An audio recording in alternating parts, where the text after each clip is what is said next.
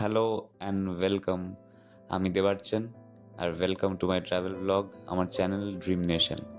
আজকে আমরা এসেছি বাঁকুড়ার জয়পুর ফরেস্টে। আর বাঁকুড়ার জয়পুর ফরেস্ট থেকে আজকে আমরা যাব হচ্ছে বিষ্ণুপুর ঘুরতে। তা এই ব্লগটা is only for Bishnupur, specifically বিষ্ণুপুরের কোন কোন জায়গাগুলো আমরা ঘুরেছি, কেমন লেগেছে, এই সব কিছু নিয়ে। আর তাছাড়া এই যেখানে আমরা আছি হোটেল সোনার বাংলা, এখানে আমরা থেকেছি, তো এর জন্য একটা আলাদা ব্লগ বানানো আছে, তার লিঙ্কটা আমি ডেসক্রিপশনে দিয়ে দেবো। তোমরা যারা চাও জয়পুর ফরেস্ট হোটেল সোনার বাংলার একটা ব্লগ দেখতে, তারা প্লিজ ওই ব্লগটা দেখতে পারো।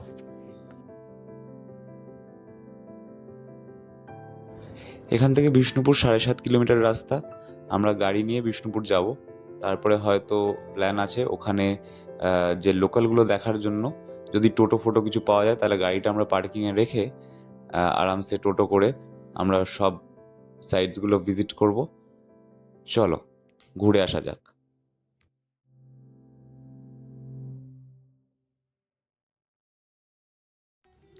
বিষ্ণুপুরে এসে আমরা একজন গাইড নিয়েছিলাম, আর উনি আমাদের সবকটা জায়গা ঘুরে দেখিয়েছেন।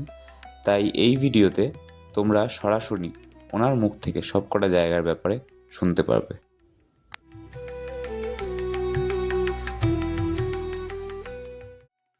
এই হলো বিষ্ণুপুরের রাসমঞ্চ।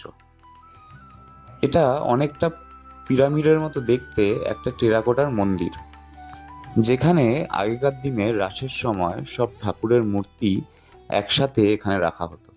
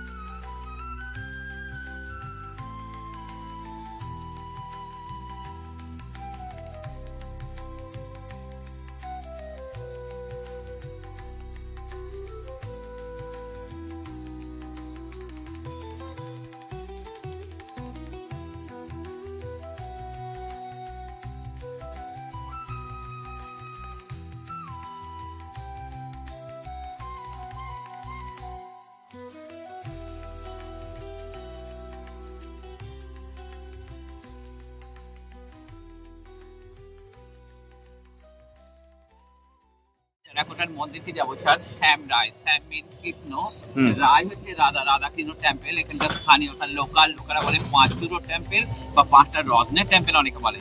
ওই টেম্পলটার গায়ে দেখবেন অসম্ভব সূক্ষ্ম সূক্ষ্ম টেরাকোটার কাজ আছে, রামায়ণ, মহাভারত, কৃষ্ণলীলা, সেই কাজগুলোকে আমরা এক এক করে দেখবো। আর ওই কাজগুলোকে এঁকে নিয়ে না বিষ্ণুপুরে একটা বিখ্যাত শিল্প আছে, বালুচরি শিল্প। ওই কাজগুলো দেখলে শাড়ি গুলো বানানো হয়।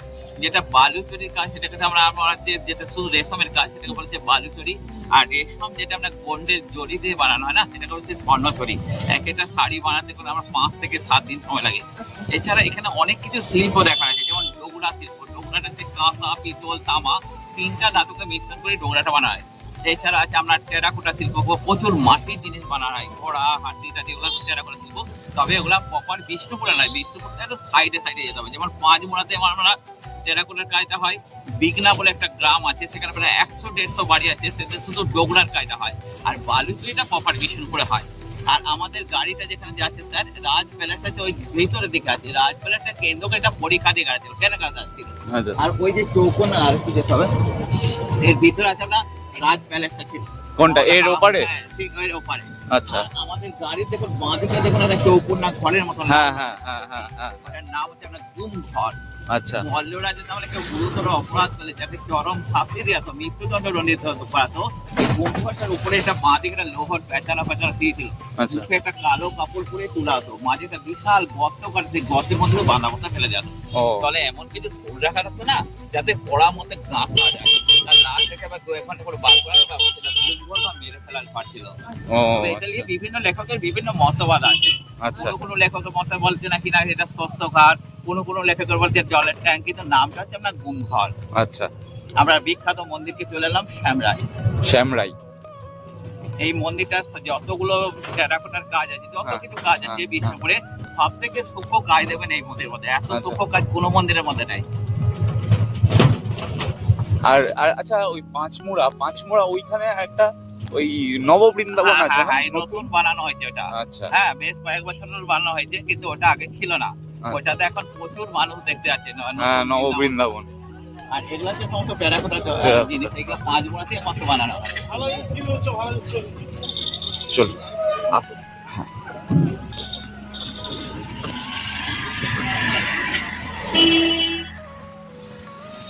রায় হচ্ছে রাধাকৃষ্ণ টেম্পল, এখানকার স্থানীয় তার লোকালরা বলে পাঁচচুরো টেম্পল বা পাঁচটা হ্রদের। এই টেম্পলটা ডিজাইনটা এমনি দেখুন, বাংলা যেমন চালা যেমন মাটির বাড়ি হয় না, তখন বাংলার চালার উপর দেখুন 5টা চূড়া দেখুন, চারদিকে 4টা যে চূড়া দেখতে পাচ্ছেন স্যার আমরা উড়িষ্যা স্থাপত্যনে, আর মাঝে যেটা আছে আমরা মোগল স্থাপত্যনে। এটি ম্যাডাম আমাদের 1643 মল্লরাই রঘুনাথ সিংহ, যিনি রাজবংশের বাঁচিলেন বীর হাম্বির, তার ছেলে মল্লরাই রঘুনাথ সিংহ 1643 সালে মন্দিরের স্থাপক হয়। এটার মধ্যে যে সমস্ত টেরাকোটার কাজগুলো আছে সব থেকে সূক্ষ্ম কাজ আছে, রামায়ণ মহাভারত কৃষ্ণলীলা, অসাধারণ কাজ দিয়ে চারিপাশে সাজানো। আর তলের বেশটা আছে আমরা মাকড়া পাথর দিয়ে আছে। এছাড়া কলকাতার যে দক্ষিণেশ্বরের কালী মন্দির, তার কিছু আদলের মতন দেখুন। ডিফারেন্সটা এখানে যে দক্ষিণেশ্বর আছে নবচূড়ার মন্দির, মানে 9টা রত্ন আছে, এটা হচ্ছে পঞ্চরত্ন মন্দির। আরেকটা তো হচ্ছে দক্ষিণেশ্বর থেকে এই মন্দিরটা কিন্তু স্যার বহু পুরনো মন্দির, এটা প্রায় 400 বছর কাছাকাছি বলা হচ্ছে। টেরাকোটার যে অসাধারণ কাজ, সেই কাজগুলো চলো আমরা এক এক করে দেবো।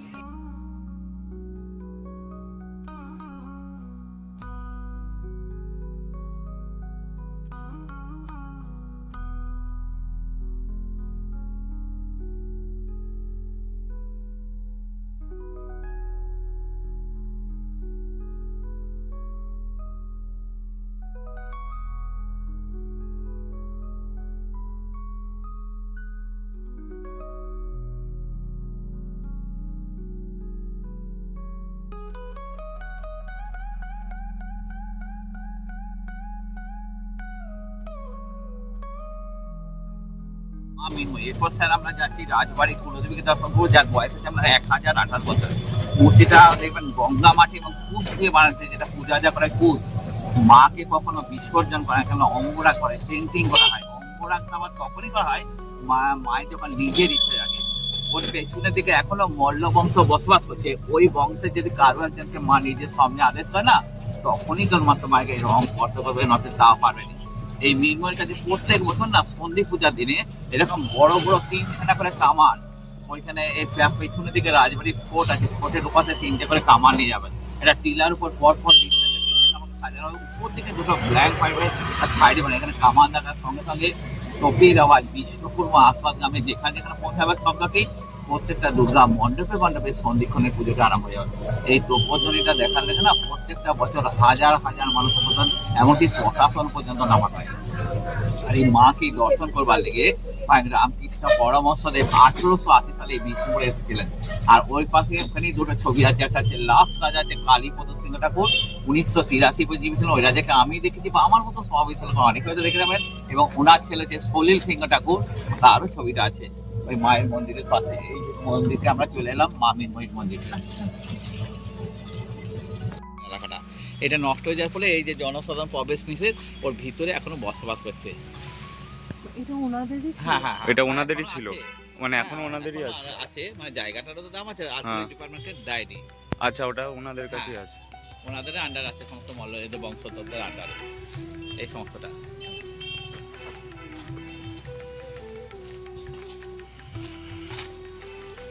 আমরা এই পাশে সামনের মধ্যে বিদ্যুতের দর্শন করতে আসেন, 2 মাস থেকে থানায় বাজে তো হ্যাঁ, হ্যাঁ, মায়ের হ্যাঁ। থেকে পুষ্প বৃষ্টি করে ফুল ধরে। আচ্ছা, হ্যাঁ।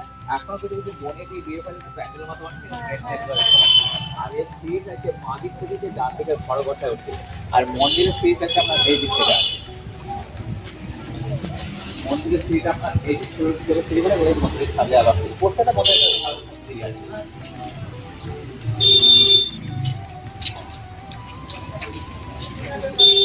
এটা কোথায়? এটা কোথায়? এটা একটা মন্দির এই কথা হচ্ছে হ্যাঁ ওইখান থেকে সিঁড়িটা দিয়ে দেবো। উপরে সিঁড়িটা ও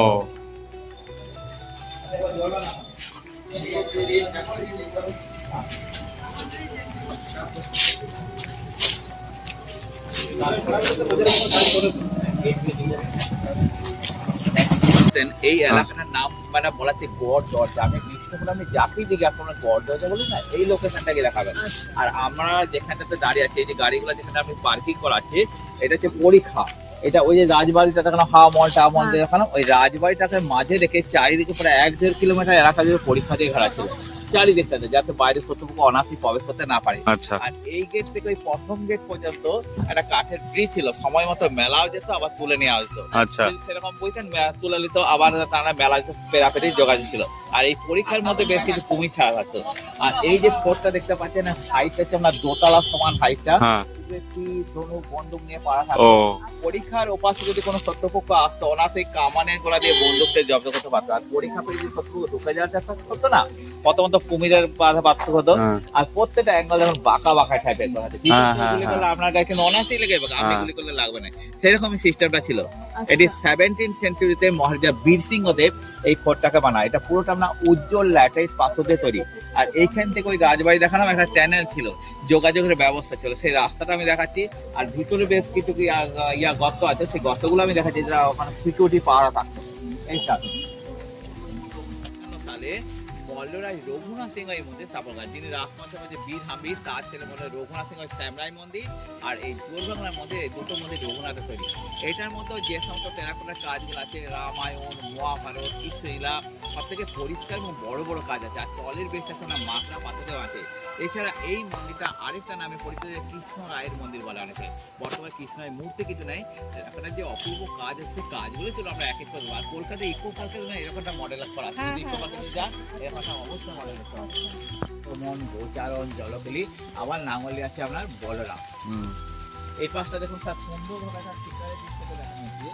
একটা বাঘ একদম আদিবাসীকে শিকার করছে, একটা বাঘ একজন দেখুন আদিবাসীকে শিকার করছে। আবার একজন আদিবাসী যখন গাছের উপরে উঠে বিভিন্নভাবে পোস্ট দিয়ে বাঘটাকে শিকার করছে। বাঘটাকে শিকার করার পর মুন্ডুটাকে ছেদন করে দুজন আদিবাসী ক্যারি করে নিয়ে যাচ্ছে। সুন্দরভাবে একটা শিকার দৃশ্য দেখানো হচ্ছে। এই কিছুদিন আগে একটা বাঘ বেরিয়েছিল এই বিষ্ণুপুরের জঙ্গলের মধ্যে, সেটাকে মানে আবার ধরে ফরেস্টার থেকে ধরে আবার নিয়ে যায়। আচ্ছা আর উপরে বাঘ বেরিয়েছিল? হ্যাঁ, বাঘ তাই?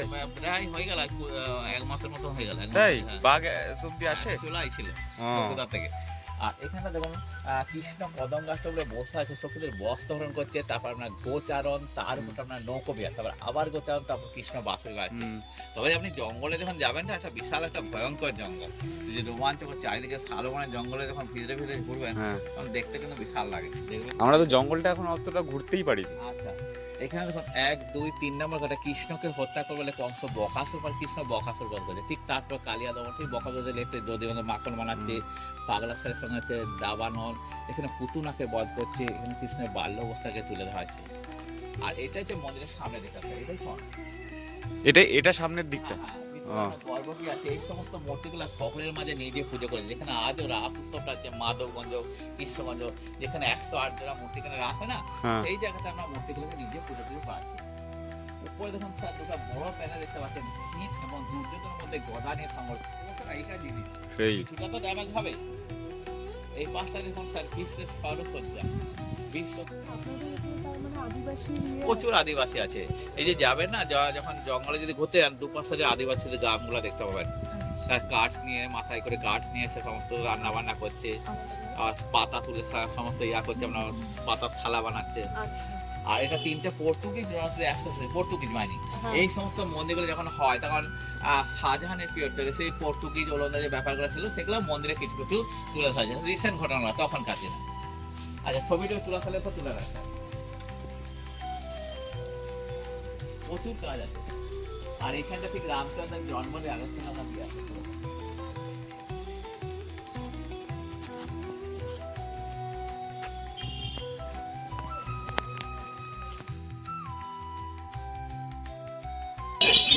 এই যে স্যার লেখা আছে দলমাদল কামান, অ্যাকচুয়ালি এই কামানটা হচ্ছে বিষ্ণুপুরের সব থেকে নাম করা কামান দলমাদল। অ্যাকচুয়ালি কামানটার নাম হচ্ছে স্যার দলমর্ধন। দলমর্ধন থেকে অপভ্রংশিত দলমাদল কামান। দল কথাটা অর্থ হচ্ছে শত্রু, আর মর্দন কথাটা বিনাশ, শত্রুদেরকে বিনাশ করবার কামান। 1565 সাল বীর হাম্বির, যিনি রাজমন্ত্রী পাচ্ছেন, বীর হাম্বির যখন সিংহাসনে বসেন না, তার নিজের মল্লবাদীকে সুরক্ষিত দেওয়ার লেগে তিনি বেশ কয়েকটা কামান তৈরি করেন, তার একটা নিদর্শন রাখা আছে। এই যে কামানটা দুর্গটা দেখতে পাচ্ছেন স্যার, আমার 12.5 ফুট, আর মুখটা যেমন ব্যাস থাকছে আপনার 1 ফুট।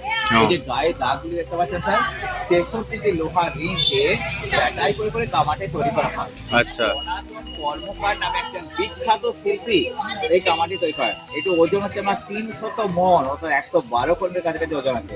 112 কুইন্টাল। তখনকার মধ্যে কামানের খরচা আছে প্রায় 1 লক্ষ টাকার মতো।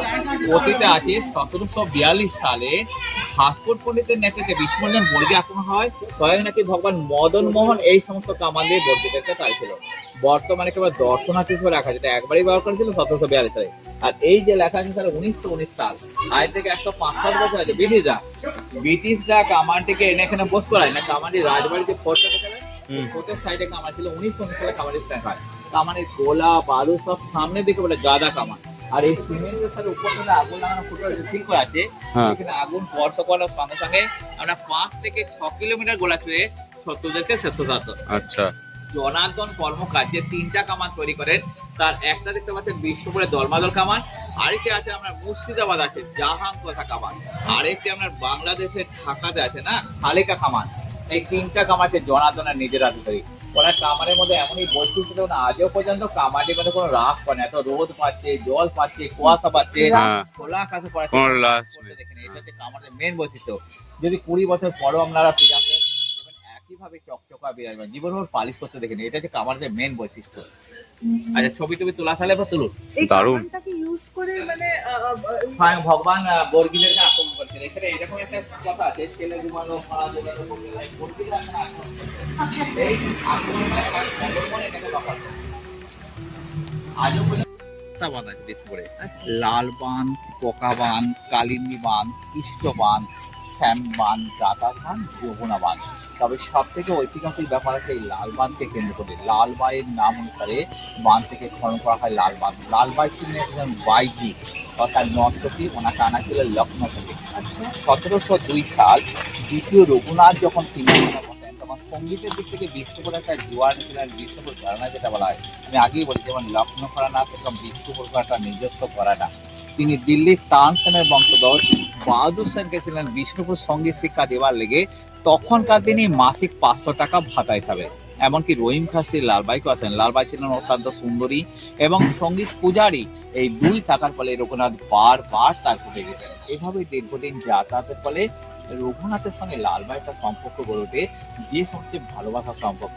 তারই নাম হচ্ছে বিশাল বাঁধখানা খনন। এই বাঁধটা খননের পর প্রত্যেক পূর্ণিমার রাতে রঘুনাথ এবং লালবাই দীর্ঘ সময় কাটাতে নৌকোয় করে বিহার করে। এইভাবে দীর্ঘদিন মেলামেশা করে না একটা পুত্র সন্তান জন্ম নেয়। পরবর্তীকালে ওই ছেলেকে যখন মল্লের সিংহাসনে বসাবার লেগে স্থির করলেন যে বাইজি এবং রঘুনাথ নিজে, যে এই ছেলেকে বিষ্ণুপুরে মল্লের সিংহাসনে বসানো হবে, সেটা রানী চন্দ্রপ্রভা গোপনে জানতে পারেন। একদিন তার ভাই অর্থাৎ নিজের দেবরকে সঙ্গে নিয়েছে, এক বিষাক্ত তীর মেরে চন্দ্রপ্রভা নিজের রঘুনাথকে এখানে হত্যা করে দেয়। রঘুনাথকে হত্যা করে দেওয়ার পর না চন্দ্রপ্রভা আবার সহমল বন করলেন যে সতী দাহ প্রথা, এবং দাদার অবর্তমানে ভাই গোপাল সিংহ যখন এরপরে সিংহাসনে বসেন, প্রথমে লালবাই এবং তার ছেলেকে বন্দি করে আনে, প্রায় 5 থেকে 10,000 মানুষ আমরা বন্দি করে এনে যে নৌকাটা করে প্রত্যেক পূর্ণিমাতে বিহার করতো, সেই নৌকার সঙ্গে মা এবং ছেলেকে বেঁধে মাছ জলে নিয়ে যায়। মাছ জলে নিয়ে যে নৌকোটা ফুটো করে দেয়, জীবন্ত অবস্থায় লালবাই তার ছেলেকে বলবার আগে যেটা আত্মনাথ, আমাকে মাঠে মারুন, আমার ছেলেকে অন্তত বাঁচান।